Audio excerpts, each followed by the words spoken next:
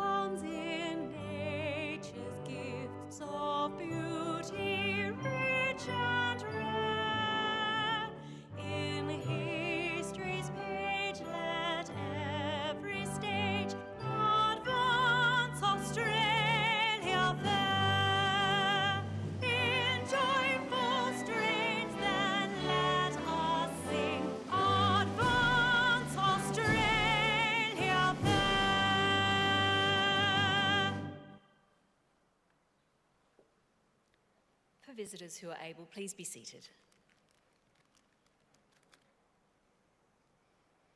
The Australian War Memorial was the vision of Charles Bean, Australia's First World War official historian. Bean landed with the Australian troops on Gallipoli and stayed with them at the front through to the end of the war.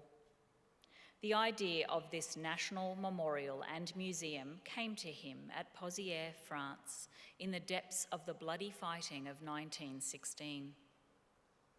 Bean's idea was that this would be a place where families and friends could mourn loved ones buried in faraway places. It would also be a place that could help all Australians understand what these men and women had endured and what they had done for us. Bean's vision, to which we remain true, is best expressed as inscribed in the entrance to the memorial's galleries. Here is their spirit, in the heart of the land they loved, and here we guard the record which they themselves made. Tonight we'll read the story behind just one of those on the Roll of Honour, which lists the names of more than 103,000 men and women who have given their lives for us in war and on operations for more than a century. But first we present a lament, Flowers of the Forest. Wreaths or floral tributes will now be laid at the base of the Pool of Reflection.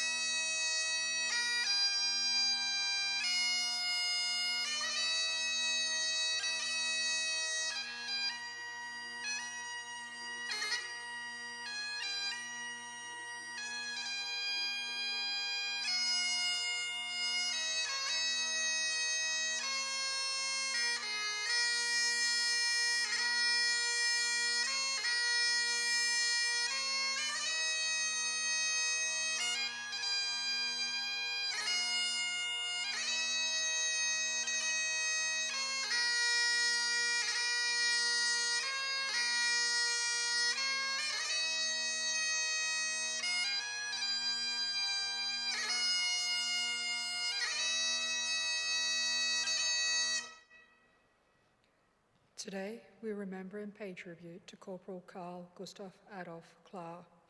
Karl Klar was born on the 8th of April 1892 in Morford Vale, south of Adelaide in South Australia.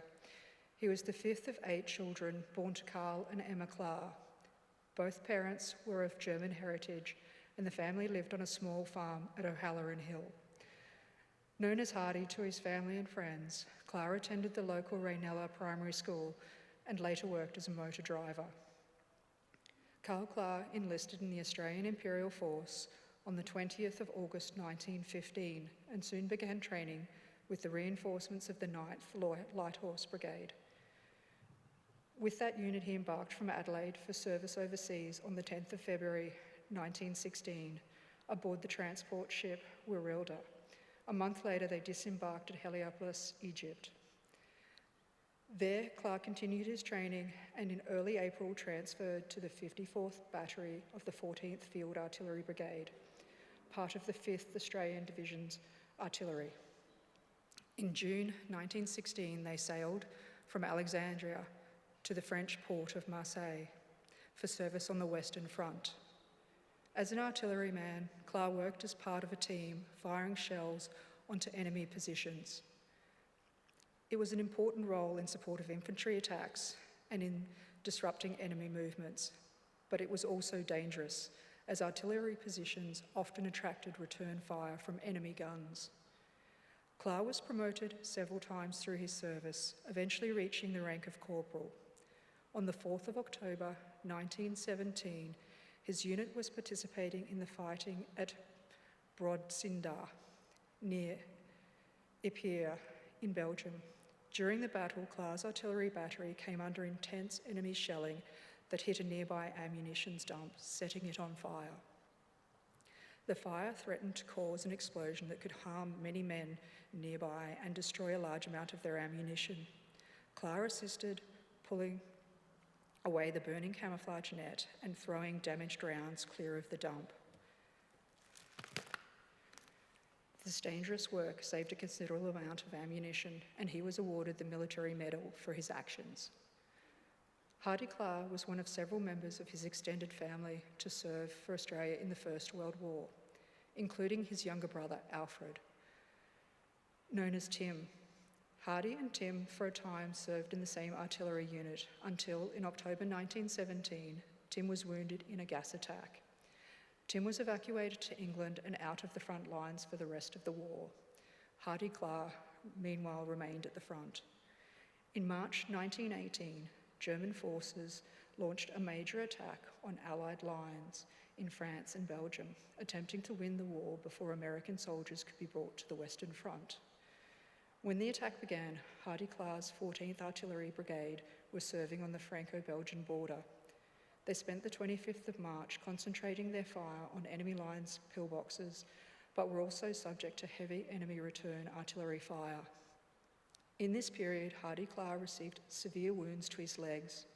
He was evacuated to the nearby 8th Australian Field Ambulance and then to the 2nd Casualty Clearing Station, but soon died of his wounds. He was 25 years old. His grieving family, on hearing the news of his death, left the following message in a local newspaper. "Someday, Hardy, we will understand." He is buried in Utensteiner Communal Cemetery in France, where 1,393 Commonwealth soldiers of the First World War now lie. Corporal Karl Gustav Adolph Klar is listed on the honour roll on my right, among almost 62,000 Australians who died while serving in the First World War. His photograph is displayed today beside the pool of reflection. This is but one of the many stories of service and sacrifice told here at the Australian War Memorial. We now remember Corporal Karl Gustav Adolph Klar, who gave his life for us, for our freedoms, and in the hope of a better world.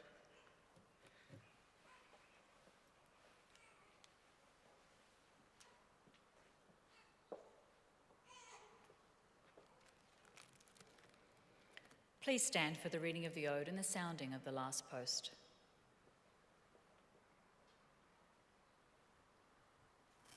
They shall grow not old, as we that are left grow old. Age shall not weary them, nor the years condemn. In the going down of the sun, and in the morning, we will remember them.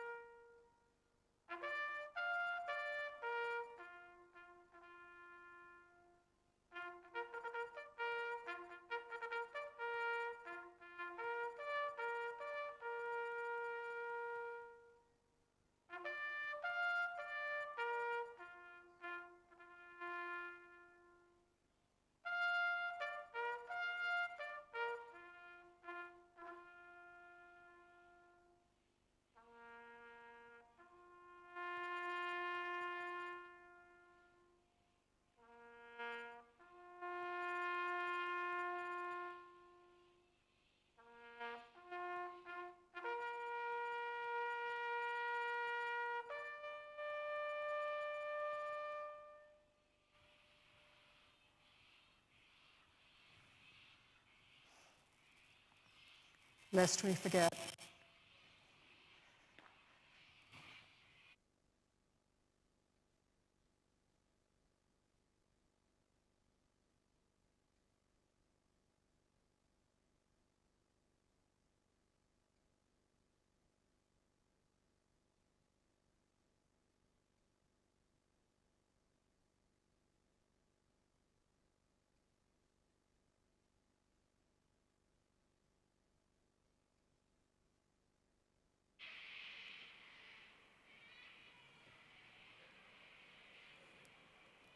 We leave you this evening with the words of the memorial's founder, Charles Bean.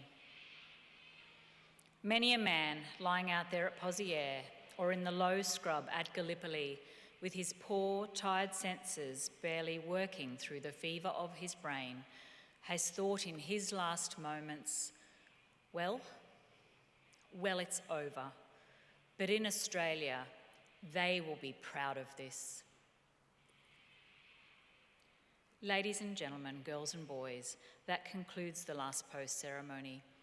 On behalf of our director, staff and volunteers, thank you for visiting the Australian War Memorial today.